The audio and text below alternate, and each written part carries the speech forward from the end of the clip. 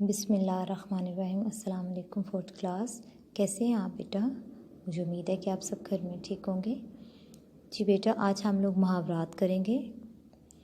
आपकी उर्दू की किताब है, पेज नंबर 89 पर मुहावरात दिए गए हैं, उनके मतलब भी हैं और हमने उनके जुमले बनाने हैं। क्लियर हो गया?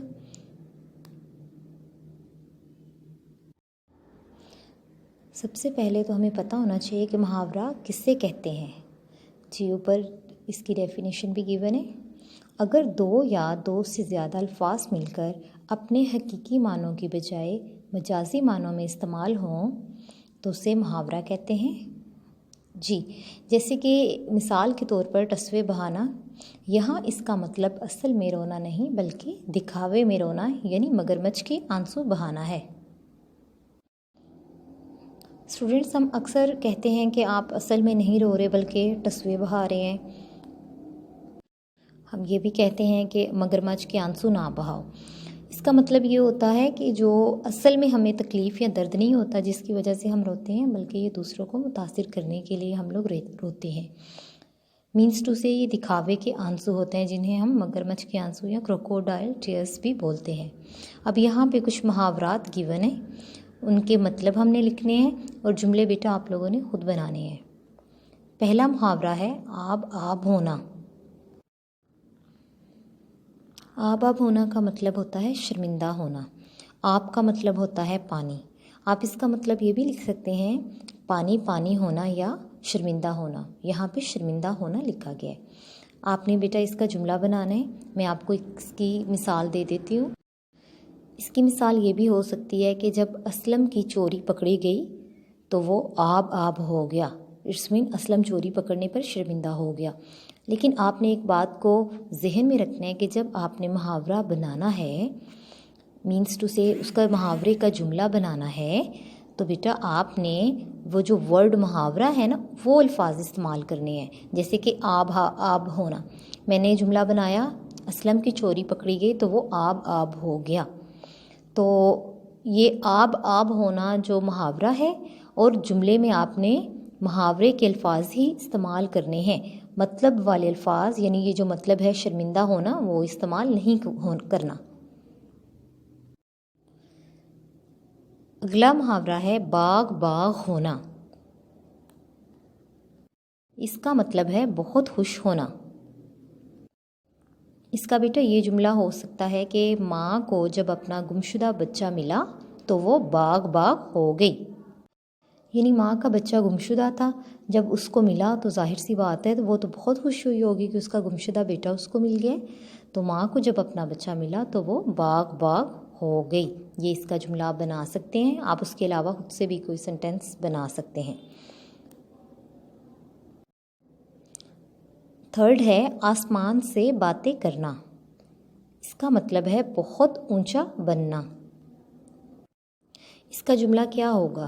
बेटा एक बात आपने जहन में रखनी है कि इसका मतलब ये नहीं है कि आप खड़े होकर मुंह आसमान की तरफ करके आप आसमान से बातें करने लग गए। ठीक है, इसका मतलब ये होता है कि हाइट वाइज जो चीज़ें ऊंची होती हैं उसको कहते हैं आसमान से बातें करना। जैसे अगर हम इसको ज़्यादा वजाहत से बताएं तो इसका जुमला हो सकता है कोई हिमालय आसमान से बातें करता है। ठीक हो गया। को का मतलब होता है पहाड़, हिमालय पहाड़ का नाम है और उसका पूरा जुमला होगा कोई हिमालय आसमान से बातें करता है, यानी हिमालय का पहाड़ आसमान से बातें करता है। आपको पता है ना पहाड़ों की जो हाइट होती है काफ़ी ऊंची होती है ना, हाइट ऊंचाई को कहते हैं।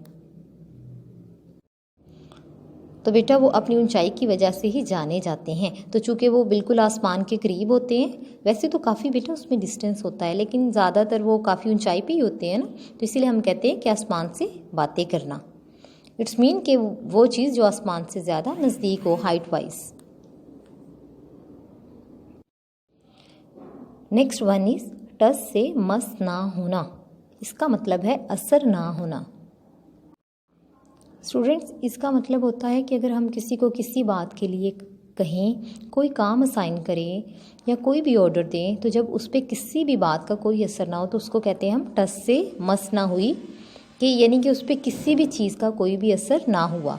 तो आप इसका जुमला ये बना सकते हैं कि मैंने सना को पानी लाने को कहा, या मैंने सना को काम करने को कहा लेकिन वो टस से मस ना हुई।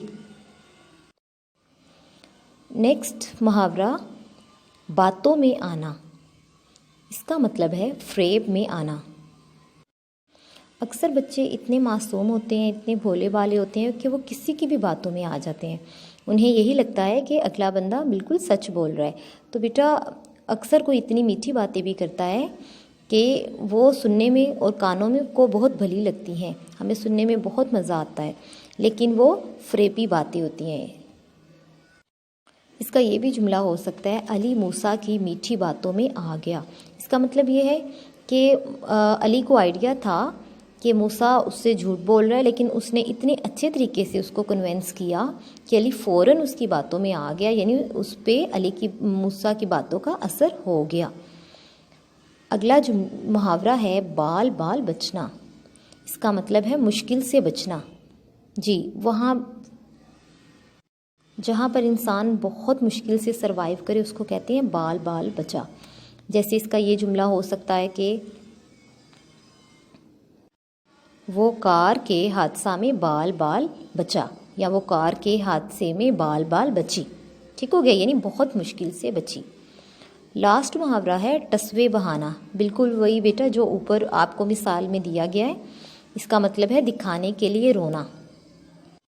आप इसका ये जुमला भी बना सकते हैं कि मैंने जब अम्मी को खिलौने की फरमाइश की और अम्मी ने मेरी बात ना मानी तो मैं टसवे बहाने लगी।